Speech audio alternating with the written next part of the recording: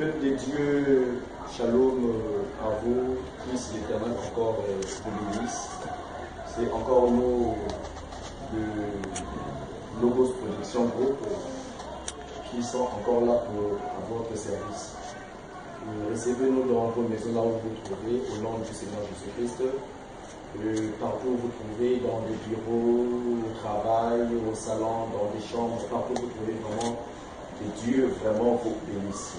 Moi, c'est votre frère, le frère Franck, j'y pense ça, un bien-aimé du Seigneur qui est là pour les intérêts du royaume dessus. Et toujours là à l'animation de votre émission que vous aimez beaucoup, l'émission du temps de la fin. Et nous saluons, nous profitons de dire des shalom et des grâces à la cabine technique qui nous suit. Et puis il y a Kevin Mouzeau qui est à la baie vitrée. Et puis il y a Jeffer aussi Mouzeau qui est à la caméra, puisque l'éternel Dieu vous bénisse richement. Sans plus tarder, nous allons rentrer dans notre vif sujet. Récemment, nous étions ici, nous avons eu à parler sur... on avait invité, bien sûr, un serviteur de Dieu. Et il était là pour nous parler sur la prière prophétique de Daniel, la prière prophétique de Salomon, bien sûr. Donc aujourd'hui, nous l'avons encore invité, comme vous le voyez, comme vous le constatez. Nous l'avons encore invité, donc il va parler au moins à 30 à 35 minutes sur la prophétie de Salomon, plutôt la prière prophétique de Salomon, afin que nous ayons quand même un peu la bonne connaissance là-dessus. Shalom, le pasteur. Shalom. Donc, pasteur, la fois dernière, vous étiez là, vous m'avez parlé sur la prière prophétique de Salomon. Donc, je vais vous laisser, vous allez essayer de pratiquer. Je suis sûr et certain, peuple de Dieu, il y a pas mal de gens qui sont venus aujourd'hui, qui vous regardent au travers des médias, ils ne t'ont jamais vu. Donc, tu peux te présenter et puis monter dans le livre. Oui, shalom à tous. Je me présente, votre frère, André Michel, qui croit et qui confesse l'évangile de la grâce, l'évangile du Seigneur Jésus-Christ. Dieu nous a fait encore la grâce.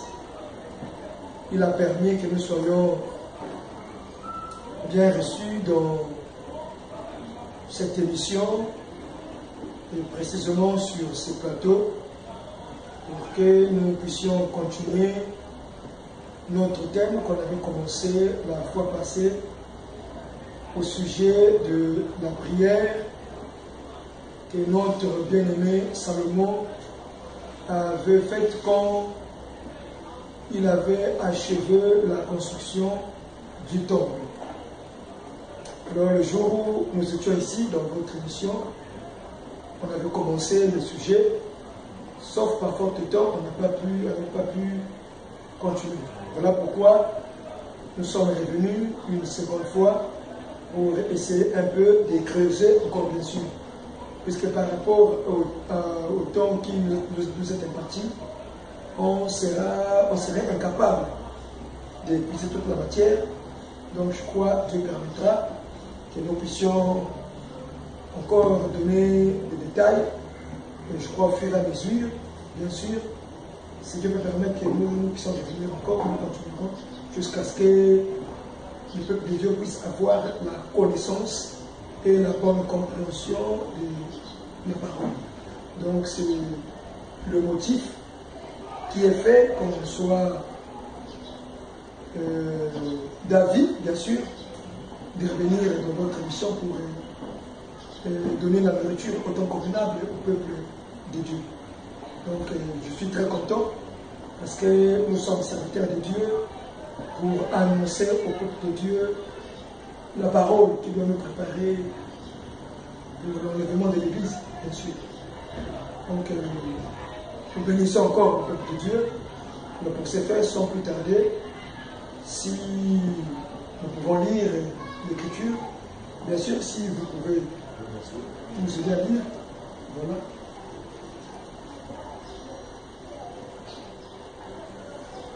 dans le livre de 2 Chroniques, le chapitre 6. 2 Chroniques, le chapitre 6. Commence le verset 12. Verset 2. 2 Chroniques, chapitre 6, le verset 12. Salomon se plaça devant l'autel de l'Éternel, en face de toute l'assemblée d'Israël, et il étendit ses mains, car l'Éternel avait fait une tribune d'airain et l'avait mise au milieu du parvis. Elles étaient longues à 5 coudées, larges de 5 coudées et hautes de 3 coudées. Il y plaça se mit à genoux en face de toute l'assemblée d'Israël et étendit ses mains vers le ciel. Et il dit: Ô Éternel, Dieu d'Israël, il n'y a point de Dieu semblable à toi, dans les cieux et sur la terre. Je garde l'alliance et la miséricorde envers tes serviteurs, qui marchent en ta présence de tout leur cœur. Ainsi tu as tenu parole à ton serviteur David, mon père, et ce que tu as déclaré de ta bouche, tu l'accomplis en ces jours par ta puissance. Maintenant, l'Éternel, Dieu d'Israël, observe la promesse que tu as faite à David, mon père, en disant: tu ne manqueras jamais devant moi d'un successeur assis sur le trône d'Israël, pourvu que ses fils prennent garde à leur voie et qu'ils marchent dans ma loi comme tu as marché en ma présence. Et on sorte, continue le verset 18. Verset 18. Mais quoi? Quoi donc? Dieu habitera-t-il véritablement avec l'homme sur la terre? Voici les cieux et des cieux ne peuvent te contenir. Combien moins que cette maison que j'ai bâtie. Toutefois, l'Éternel, mon Dieu, sois attentif à la prière de ton serviteur et à sa supplication. Écoute le cri et la prière que t'adresse ton serviteur. Que tes yeux soient jour et nuit ouverts sur cette maison, sur le lieu dont tu as dit que là serait ton nom. Écoute la prière que ton serviteur fait en ce lieu. Ça va? Que Dieu bénisse encore sa parole. Comme nous l'avons dit tantôt, nous sommes serviteurs de Dieu, hein, et nous annonçons la voix du Seigneur, afin que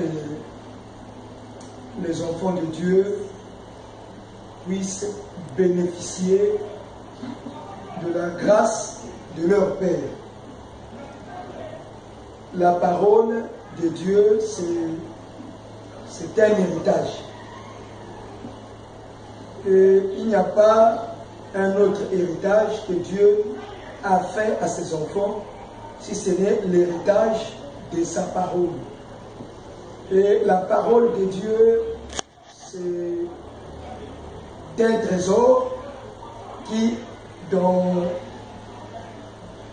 lequel se trouvent toutes les richesses de Dieu. Et on ne peut pas accéder à la richesse de Dieu si nous ne croyons pas d'abord à cette parole. Et donc, ce n'est pas tout le monde qui a accès à cet héritage, sinon à la richesse de Dieu qui se trouve dans la parole. Mais c'est seulement ceux qui croient à sa parole, ceux qui deviennent enfants de Dieu et ceux qui se conforment à la parole de Dieu. Maintenant, le problème c'est quoi? C'est que nous ne pouvons pas croire à la parole si on ne l'a pas encore écoutée. On ne peut pas également écouter la parole s'il n'y a pas des gens appropriés, sinon capables pour nous annoncer la parole de Dieu. Voilà, le frère Paul dit qu'il est beau les pieds de ceux qui annoncent l'évangile. Mais comment croiront-ils à un Dieu qu'ils n'ont jamais écouté? Donc, ils ne peuvent pas croire sans pourtant qu'il y ait quelqu'un pour leur parler de la voix du Seigneur. Donc, quand il y a un homme appelé, établi par Dieu, c'est pour qu'il annonce à son peuple la parole.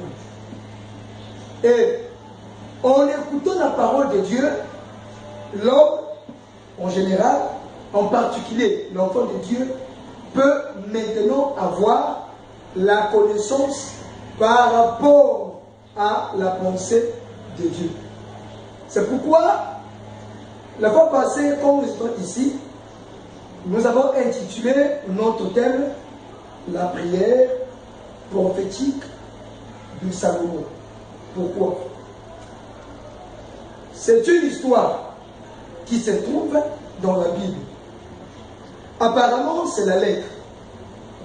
Hein, c'est une histoire, c'est un vécu. Mais en quoi est-ce que l'histoire de Salomon peut devenir intéressante et même contribuer à la vie des enfants de Dieu? Voilà pourquoi on a préféré parler de ça, afin que là où il y a l'ignorance, au travers l'explication et l'interprétation de la parole, tout enfant de Dieu qui était ignorant au sujet de la prière de Salomon puisse avoir la connaissance et la bonne compréhension de la prière de notre frère Salomon. Alors, la fois passée, on a parlé de ça un peu et nous voulons encore continuer. En lisant la parole, on nous dit que le frère Salomon, par la permission de Dieu, il a succédé au trône de son père David, Salomon. Pourtant, la pensée de bâtir la maison ou le temple, c'était la pensée de David, son père. Mais Dieu dit à David, ce n'est pas à toi de me construire, de me bâtir une maison. Parce que tes mains sont souillées, tes mains sont tachées de sang, et tu as été un homme de guerre. Donc ce n'est pas à toi. Mais c'est à ta descendance, c'est-à-dire, c'est à celui qui naîtra, qui sortira de tes entrailles. Lui, il sera un homme de paix, et ce sera lui qui me bâtira, qui me construira la maison où je ferai mon demeure, ma demeure plutôt. Mais je voulais un peu rappeler le peuple de Dieu. Que Dieu n'avait jamais eu une maison stable. Dieu n'avait jamais eu une demeure. Quand Israël sort de l'Égypte, ils arrivent dans le désert, précisément le désert de Sinaï.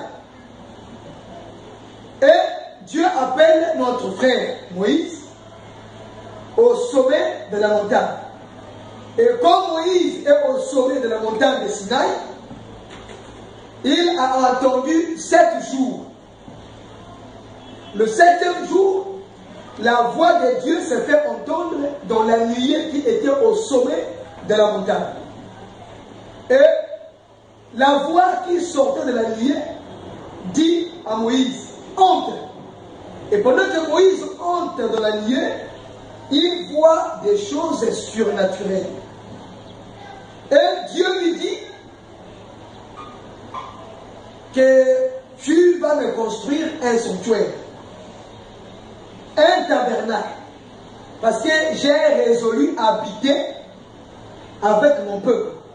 Je vais demeurer avec mon peuple je vais rester au milieu d'eux.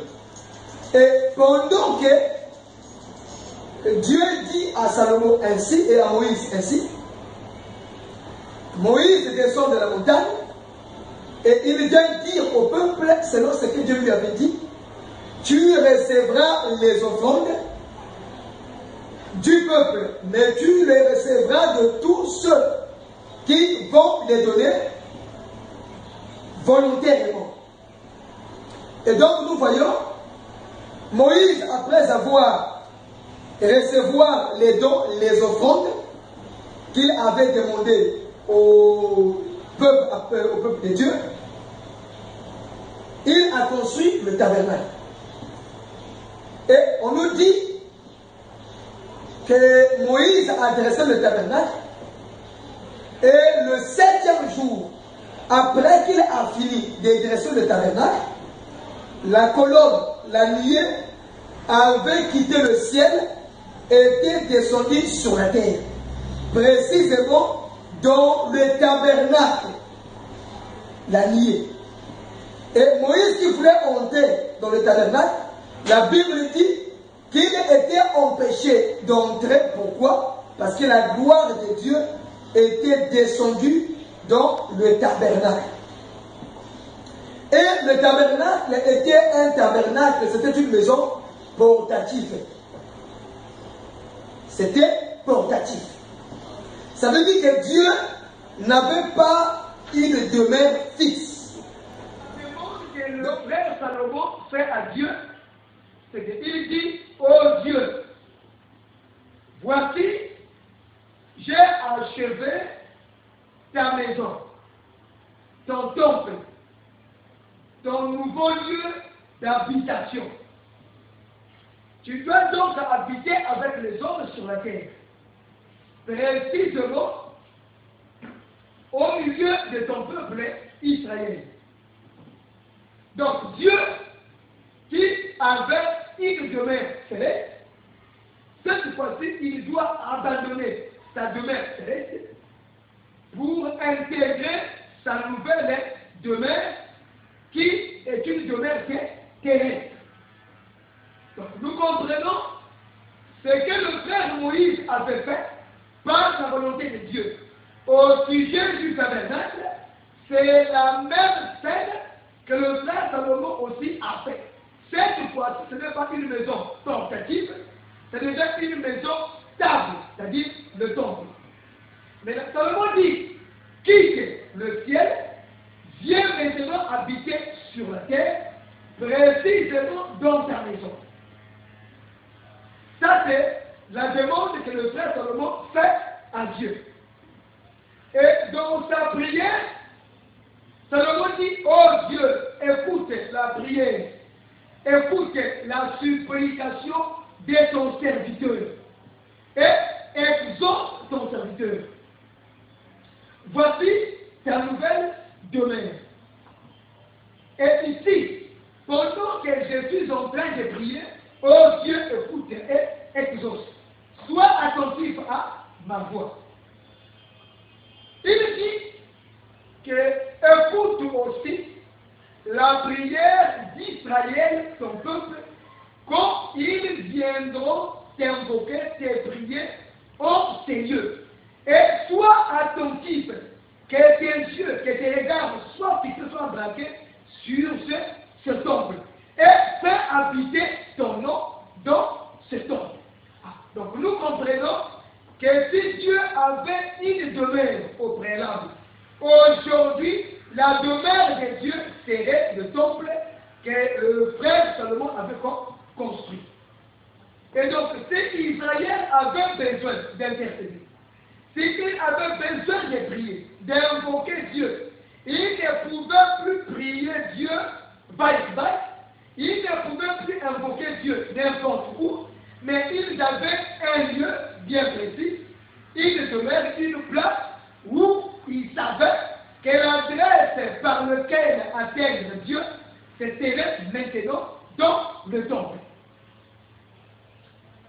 Je ne sais pas si on peut encore continuer la lecture. Vous pouvez, s'il vous plaît.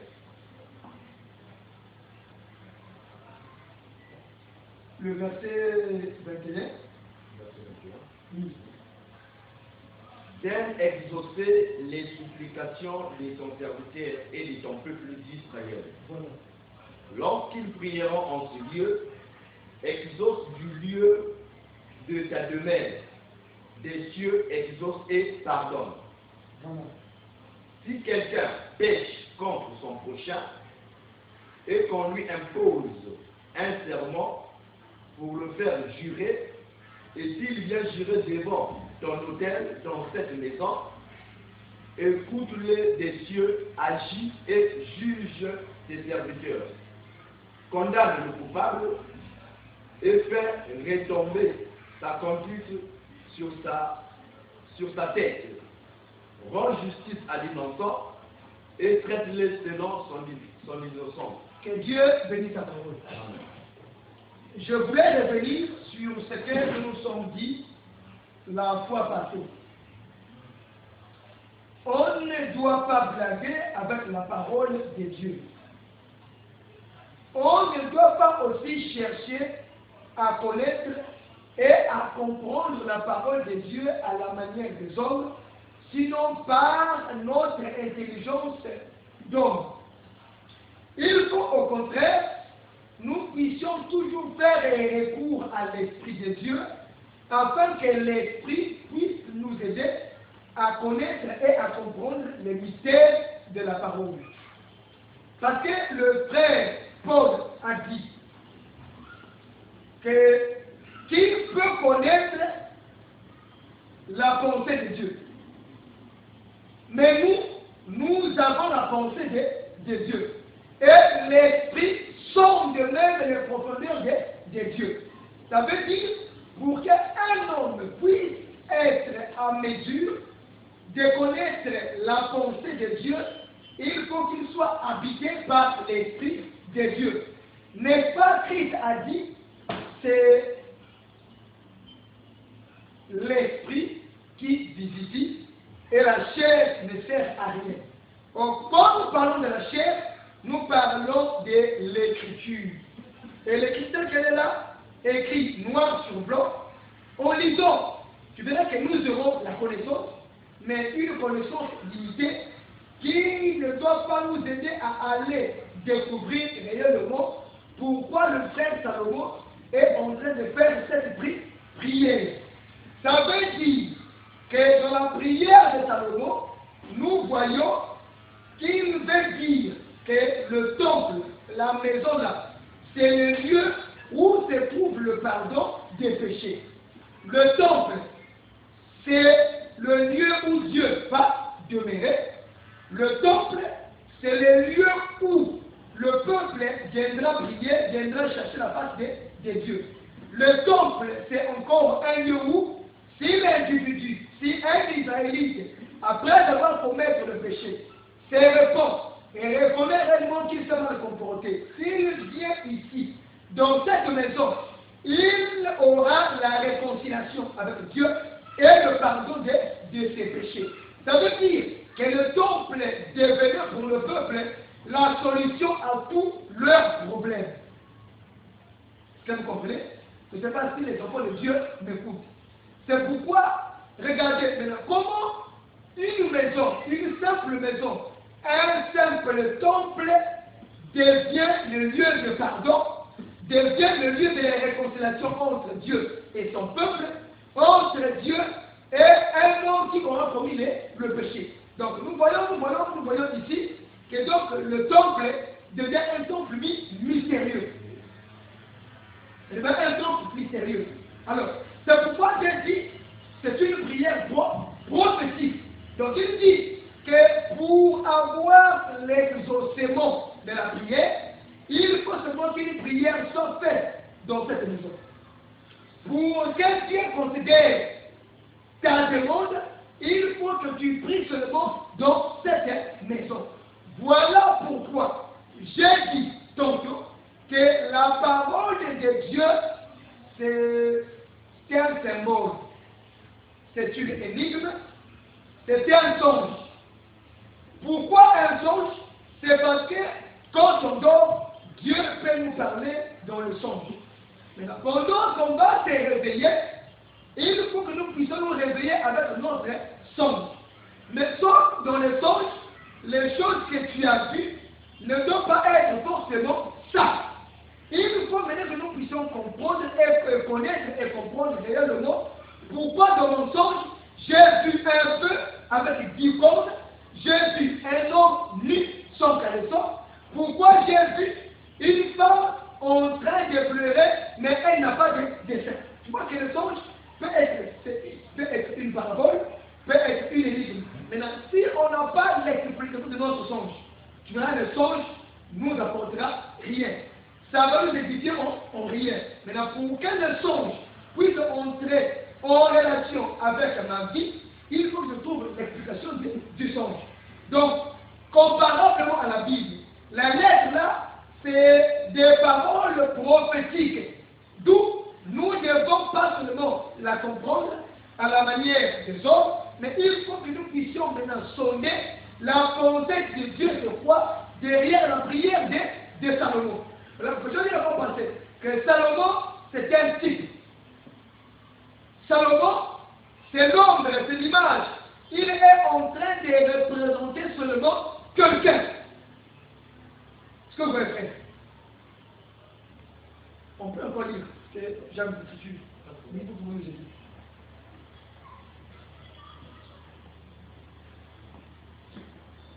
Le verset 24. Quand ton peuple d'Israël sera battu par l'ennemi pour avoir péché contre toi, s'ils reviennent à toi et rendent gloire en ton nom, s'ils t'adressent des prières et des supplications dans cette maison, exauce-les.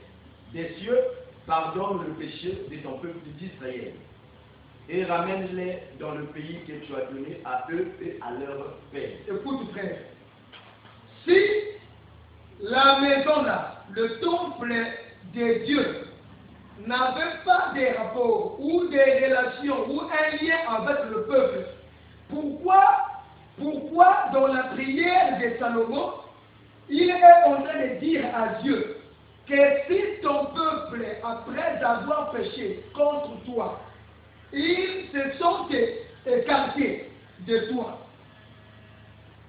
pour qu'ils puissent avoir le pardon, ce ne serait pas possible en priant ailleurs, si ce n'est pas dans cette maison.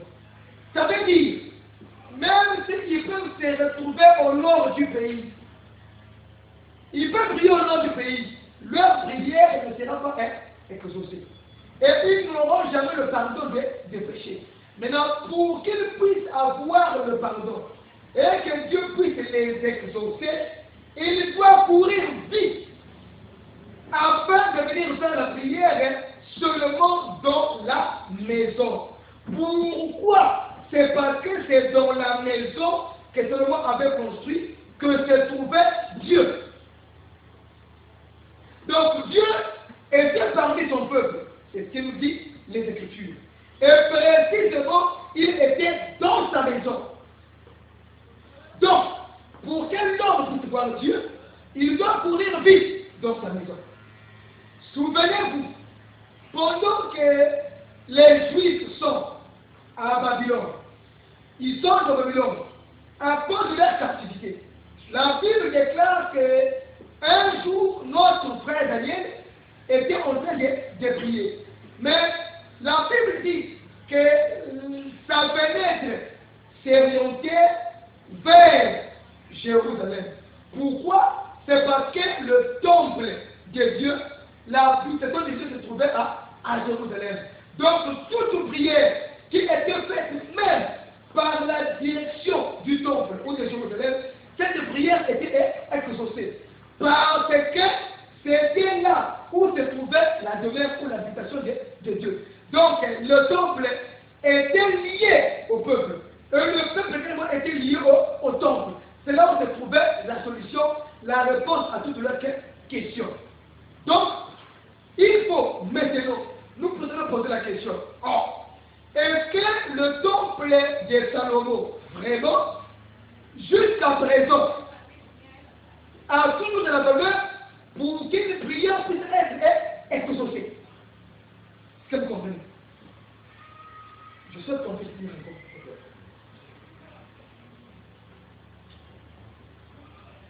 Comment c'est le verset 30. Oui. Exauce-les des cieux, du lieu de ta demeure, et pardonne.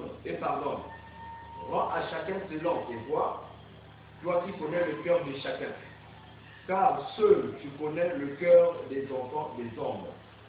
Et ils te craignant pour marcher dans tes voies, tout le temps qu'ils vivront dans le pays que tu as donné à nos pères. Oui. Quand l'étranger, qui n'est pas de ton peuple d'Israël, viendra d'un pays lointain, à cause de ton grand nom, de ta main forte et de ton bras étendu, quand il viendra prier dans cette maison, exauce-le des cieux, du lieu de ta demeure, et accorde à cet étranger tout ce qu'il te demandera, afin que tout le peuple de la terre connaisse ton nom, pour te craindre comme ton peuple d'Israël. Et sache que ton nom est invoqué sur cette maison que j'ai bâtie.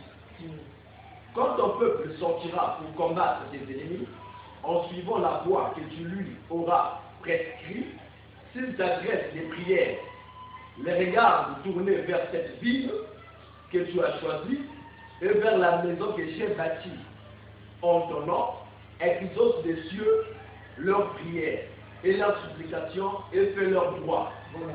Sauf le verset 40. Le verset 40. Maintenant, ô mon Dieu, que les yeux soient ouverts et que tes oreilles soient attentives à la prière faite en tes lieux. Maintenant, l'Éternel Dieu, lève-toi, viens en ce lieu de repos, toi et l'arche de ta majesté. Que tes sacrificateurs, Éternel Dieu, soient revêtus de salut, et tes bien-aimés jouissent du bonheur. L'Éternel Dieu, ne repousse pas ton coin. Souviens-toi des grâces accordées à David, ton serviteur. Que Dieu bénisse sa parole. Amen. Maintenant, on va commencer un peu à citer par rapport à la prière de notre frère Salomon. Dieu doit quitter le ciel. Il faut qu'il puisse descendre sur la terre. Dans la demande, dans la prière de Salomon, il fait quitter Dieu du ciel sur la terre. Dieu doit descendre forcément du ciel sur la terre, précisément au milieu de son peuple Israël. Et au milieu de son peuple, il a une demeure. Le temple que le frère Salomon avait construit. Donc, si hier, Dieu n'avait pas de demeure, aujourd'hui, Dieu a maintenant une demeure, c'est un temple construit par ça, Salomon. Le premier point. Le deuxième point, Salomon dit, Seigneur, écoute la prière de ton serviteur. Dieu des cieux exauce. Troisième point, Salomon dit à Dieu, oh Dieu, si ton peuple que tu as choisi vient te prier, vient invoquer ton nom dans ces lieux, oh Dieu, écoute-les, Dieu des cieux, et exauce-les leur prière. Quatrième point, Salomon dit à Dieu, oh Dieu, fais habiter ton nom en ces lieux. Et que tes regards soient fixés tous les jours dans cette maison. Il dit que si ton peuple pêche, cinquième point, si ton peuple pêche, oh Dieu, et qu'il reconnaît leur péché, qu'il se répand, et il revient vers toi, te prions dans cette maison, oh Dieu, accorde à ton peuple le pardon et exauce-les. Si même un homme d'entre le peuple commettra le péché, et s'il vient prier, t'invoquer, te demander pardon, accorde le pardon. Il dit encore que quand tu frapperas le peuple, à cause de leur iniquité, à cause de leur péché, à cause de leur désobéissance, à cause de leur transgression, à cause de leur iniquité, s'ils se sont mal comportés, par leur mauvaise manière de se conduire, si, oh Dieu, tu frappes de la sécheresse, de la disette, de la famine, des maladies quelconques, oh Dieu, même quand le ciel deviendra comme de l'air, Seigneur, à cause de leur péché, mais s'il se répond et il rejette d'adresser des prières, oh Seigneur, oh Dieu, exauce-les. Après les avoir exaucés, bénis-les. Ah, ça veut dire que le pardon des péchés s'est trouvé dans le temple. La réconciliation, c'est le temple. La bénédiction, c'est aussi dans le temple. Et le salut du peuple était également dans le temple. Et quand quelqu'un venait dans le temple, il était en présence de l'autel des dieux. Pourquoi? L'autel était le lieu de la sacrificature. Or, l'autel, c'est la table par laquelle on va servir Dieu à manger. Et Dieu descendait sur l'autel quand il trouvait la nourriture. Voilà pourquoi la prière, le sacrifice, les offrandes ne peuvent pas se faire ailleurs si ce n'est dans le temple. Voilà pourquoi Moïse, le frère Salomon, dit Seigneur, Dieu des cieux, pardonne. Mais écoutez, frère, je l'ai dit la fois passée. Salomon, après avoir prié pour Israël, son peuple, il dit encore, oh Dieu, si l'étranger, sinon les étrangers, Seigneur, qui sont dans les pays éloignés, les pays lointains, à cause de la grandeur de ton nom, à cause de ta renommée et à cause de ta maison ou de ton temple, ils quittent leur pays, ils viennent te chercher en ces lieux. Ils viennent t'adresser des prières, Seigneur, dans cette maison, oh Dieu, écoute cet étranger et donne à l'étranger ce qu'il t'a demandé. Ça veut dire qu'on ne peut rien recevoir si nous ne faisons pas notre prière dans cette maison. Maintenant, ça c'est quelle maison qui est en train de lier Israël et les nations païennes. Ça c'est quelle maison qui sert de médiation entre les deux peuples séparés à cause de l'élection de Dieu. Ah, comprenez donc que la maison, c'est un lieu prophétique, c'est un lieu mystérieux, la maison, un lieu mystérieux, un lieu où Dieu doit se rencontrer avec les hommes. Précisément Israël et tout celui qui quittera son pays pour venir adorer. Vraiment fait. Ici, il y a des mouvements prophétiques qui sont expliqués. Ça veut dire que l'étranger, s'il se met à prier dans son pays, Dieu ne peut pas l'exaucer. Shalom, bien-aimé. Vraiment, nous sommes très contents parce que il y a de ceux qui nous ont suivis la fois passée et ils nous ont encouragés. Merci pour vos encouragements. Et ils ont fait des demandes si c'est possible que nous revenons encore. Et je crois que l'émission, c'est aussi notre délégué. Donc, toutefois, il pourra nous donner l'espace et nous continuerons toujours à vous parler au lieu d'annoncer des choses du royaume de Dieu. Donc, je disais tantôt que l'étranger ne pouvait pas être exaucé s'il faisait sa prière chez lui. Mais pour que la prière de l'étranger puisse être exaucée, il fallait qu'il quitte son pays natal, il fallait qu'il quitte sa demeure et qu'il puisse venir en Israël, précisément à Jérusalem et dans les temples. Ça veut dire pour les nations païennes et pour Israël, s'il y avait un lieu de rencontre, c'était le temple. Donc le temple était en train de réunir et Israël et les nations du monde. Comme j'ai dit, c'est une prière prophétique. Maintenant, pourquoi cette prière a-t-elle de l'efficacité dans notre vie actuelle? expliquons cela. Et nous savons bien, aujourd'hui, si tu peux partir en Israël, chercher la maison de Dieu pour l'adorer, pour l'invoquer, pour faire des prières, tu ne trouveras plus la maison de Dieu. Ah, mais pourtant Dieu avait dit que ça sera son lieu de repos et il restera là-bas éternellement. Mais comment c'est un lieu où Dieu doit résider éternellement, mais le lieu où Dieu habitera a été détruit? Ah, comprenez que c'était les images, c'était l'ombre. Il faut maintenant que nous puissions nous dire aujourd'hui, mais puisque le temple a été détruit, et que la prière aussi a cessé, si on peut se poser la question, le lieu de la prière, c'est à Jérusalem. C'est le temple. Mais le temple a été détruit. Et Dieu n'a pas donné deux lieux de prière. Il n'a pas donné deux lieux d'adoration.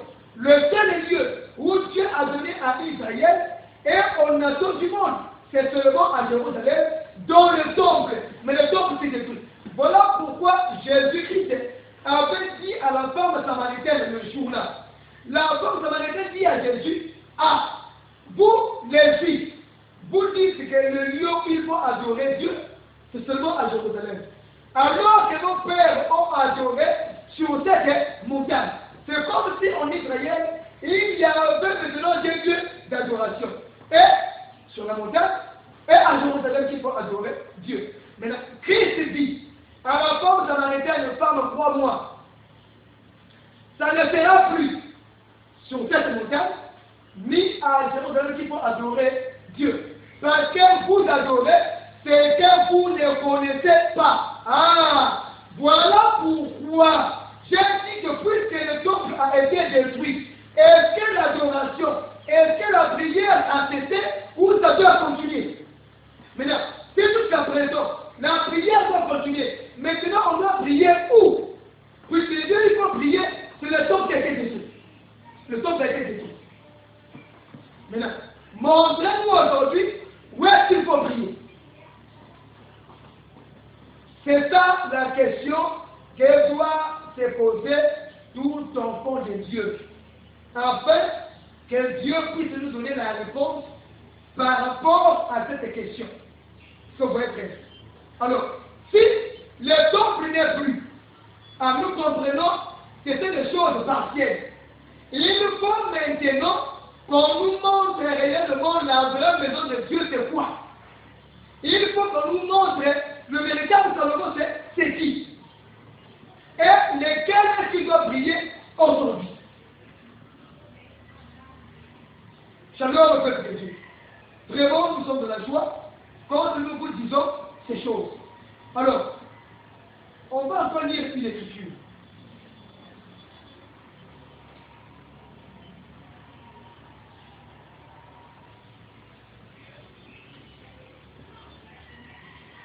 On va lire une écriture. Et je nous passe là, nous trouvons l'écriture.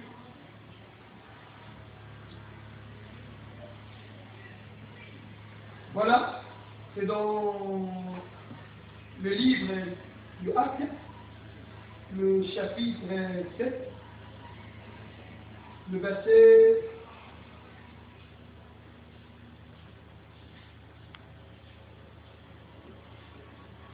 le verset 44 jusqu'à 50.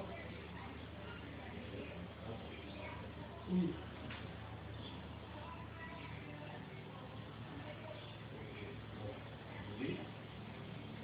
Nos pères avaient au désert le tabernacle du témoignage, comme l'avait ordonné celui qui dit à Moïse de le faire d'après le modèle qu'il avait vu. Et nos pères, l'ayant reçu, l'introduisirent sous la conduite de Josué, dans le pays qui était possédé par les nations que Dieu chassa devant eux. Et il y resta jusqu'au jour de David. David trouva grâce devant Dieu et demanda d'élever une demeure pour le Dieu de Jacob.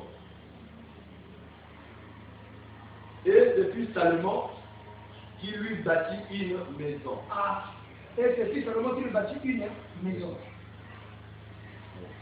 Mais le Très-Haut n'habite pas dans ce qui est fait des mains d'hommes, comme dit le prophète.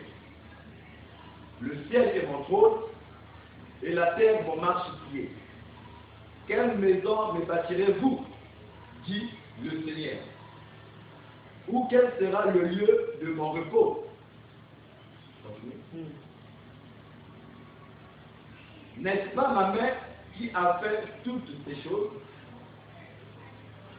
Homme au cou ride, incirconcis de cœur et d'oreille. Après, je vous bénisse. Maintenant, écoutez. Là, on peut dire, est-ce que la Bible se contredit-elle? Est-ce que la Bible a des erreurs? Est-ce que la Bible a des défauts? Parce que le grand Salomon a dit, oh Dieu, lève-toi de ta demeure céleste, toi et l'arche de l'alliance. Viens maintenant habiter sur la terre, dans la maison que je t'ai construite. Et Dieu, Salomon a dit, que tu dois demeurer éternellement dans ta maison. Ici, le frère Étienne, poussé par l'esprit, est en train de dire ceci.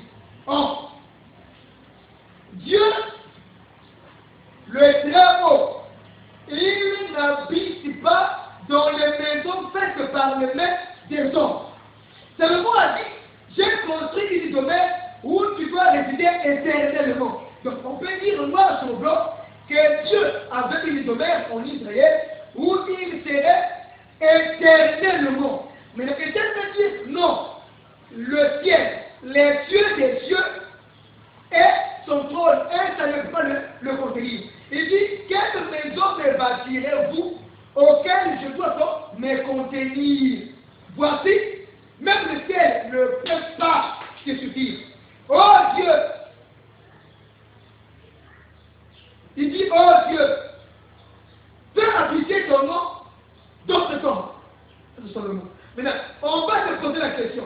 Est-ce que c'est Dieu qui a habité dans le temple de Salomon ou bien il a fait résider seulement son nom? Bon, et ça veut dire que Dieu ne peut pas habiter dans les maisons faites dans les mains des hommes. Alors nous comprenons donc, frère, que la maison que Salomon a construite, c'était seulement l'ombre. C'était seulement l'image. Je dirais encore, la maison que Salomon a construite, c'était Adam. La maison que Salomon a construite, c'était Adam. Voilà pourquoi je vais dire que le temple que Salomon a construit était appelé Emmanuel. Parce que Dieu était au ciel, mais il quitte le ciel, il vient habiter avec les hommes. Or, Emmanuel veut dire quoi? Dieu parmi les hommes. Or, que Dieu au commencement, il prit la poussière, il a formé un corps, il souffla dans ses narines un souffle de vie, et l'homme devint une âme vivante. Adam, c'est un corps. Adam, c'est une maison. Adam, c'est un tabernacle. Adam, c'est une tente qui, à l'intérieur, Dieu doit habiter dans toute sa gloire. Ce que Dieu a fait avec Adam, il vient le faire avec Moïse au désert de tabernacle. Ce que Dieu fait avec Moïse, il vient le répéter aussi avec Salomon. Ce que Dieu fait avec Salomon, c'est l'image de ce qu'il va faire avec Jésus-Christ. Maintenant, frère, si Dieu n'habite pas les maisons faites par les mains des hommes, il faut maintenant aujourd'hui que nous puissions chercher où se trouve la grande maison de Dieu. C'est pourquoi, écoutez, frère, vous qui donnez des noms à vos hangars, vous qui donnez des noms aux assemblées, est-ce que l'assemblée a besoin de porter un nom? Est-ce que l'hangar a besoin de porter un nom? C'est pourquoi nous disons que l'Église n'a pas besoin d'avoir un nom. Le nom de l'Église, c'est Jésus-Christ. Le nom de l'Église, c'est la parole. Le nom de l'Église, c'est la révélation. Parce que, écoutez frère, Dieu n'habite pas les quatre coins du mur. Dieu n'habite pas les tabernacles que les hommes peuvent faire. Regarde frère, si nous sommes par exemple dans un hangar, là où nous nous réunissons pour la prière, Est-ce que nous voyons Dieu ici là-bas? Non. Il n'est pas assis. Et ce qui attire Dieu dans nos langages, c'est l'assemblée des saints. Quand les saints ne sont pas réunis, Dieu aussi ne peut pas être là. Mais quand l'assemblée, quand les hommes, les saints sont réunis, Dieu aussi viendra. Ça veut dire, la demeure de Dieu se trouve quelque part. Ce que vous pouvez faire. On va lire ici l'Écriture encore. Nous avons l'Écriture. Donc, je crois. Oui, on va donner l'Écriture et puis 2 blocs, on va continuer. Lisons, hein? On va lire Matthieu. Matthieu, oui. Matthieu, le chapitre 3. Hein? Matthieu, le chapitre 3. Tu peux nous lire le verset 15 à 16. Verset 15 à 16. Jésus lui répondit, laisse faire maintenant, car il est convenable que nous accomplissions ainsi tout ce qui est juste. Et Jean ne lui résista plus. Dès que Jésus lui était baptisé, il sortit de l'eau. Et voici les cieux s'ouvrirent, et il vit l'Esprit de Dieu descendre comme une colombe et venir sur lui. Et voici une voix fit entendre des cieux ces paroles. Celui-ci est mon fils bien-aimé, en qui j'ai mis toute mon affection. Écoutez, frère, nous sommes à la fin. Vraiment, que Dieu nous fasse grâce, parce que nous revenons encore. Quand Moïse construit sa tabernacle, la gloire était descendue. Pour confirmer que ça, c'est ma demeure. Quand Salomon construit les temples également, la gloire était descendue pour confirmer que ça, c'est ma demeure. Ici, nous voyons un homme, Jésus-Christ, après avoir été baptisé, et le Père Jean, le baptiseur, a vu le ciel s'ouvrir et le Saint-Esprit était descendu dans le corps de Jésus-Christ sous la forme d'une colombe. Pour nous confirmer, voilà la vraie habitation, voilà la vraie maison, voilà le vrai temple de Dieu où il habitera avec les hommes sur la terre. Donc nous disons, frère, le temple de Salomon était l'ombre de la réalité. Le vrai temple de Dieu, c'est le corps de Jésus-Christ. Vous comprenez? Donc aujourd'hui, s'il faut prier, s'il faut invoquer Dieu, s'il faut se rencontrer, c'est dans le corps du Seigneur Jésus-Christ. Le problème c'est quoi? C'est connaître comment il faut entrer dans le temple qui est Christ. Et quand il faut prier, d'abord je vais dire, toute prière faite hors de Jésus-Christ, c'est une prière sans effet. Vraiment, là maintenant nous avons abordé le côté prophétique. Donc je crois, le temps qui nous est imparti touche à sa fin. Dieu blanc, nous reviendrons encore pour continuer là-dessus afin d'apporter encore de la lumière au peuple de Dieu. Voilà. Merci. C'est moi. Merci, peuple de Dieu. Merci, vous nous suivez de gauche à droite partout dans le monde entier. Tous l'Éternel vous bénisse richement. Aujourd'hui, vous avez écouté comme l'homme de Dieu a eu à creuser, à rentrer dans la prière prophétique. On pouvait peut-être comprendre sur noir et blanc, comme nous le disons certainement, mais on a compris que c'est très profond et ça va même au-delà même des Écritures.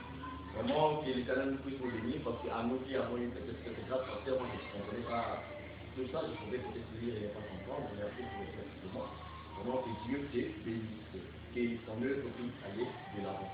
Peuple de Dieu, shalom, et nous saluons à la famille technique, merci, vous nous avez tenu à la main à réaliser vraiment ce programme pour l'Éternel pour bénir richement, et vous nous avez écouté par-ci par-là. Que Dieu vous passe des riches bénédictions et à la prochaine. Voilà pourquoi le frère David avait eu la résolution que puisque là déjà nous sommes entrés dans la possession de la terre que Dieu avait promise à Abraham, Isaac et Jacob. Et le frère Salomon dit maintenant, pourquoi Dieu continuerait-il à habiter dans l'obscurité? Voilà, j'ai construit une maison, une demeure, qui sera pour toi une demeure éternel.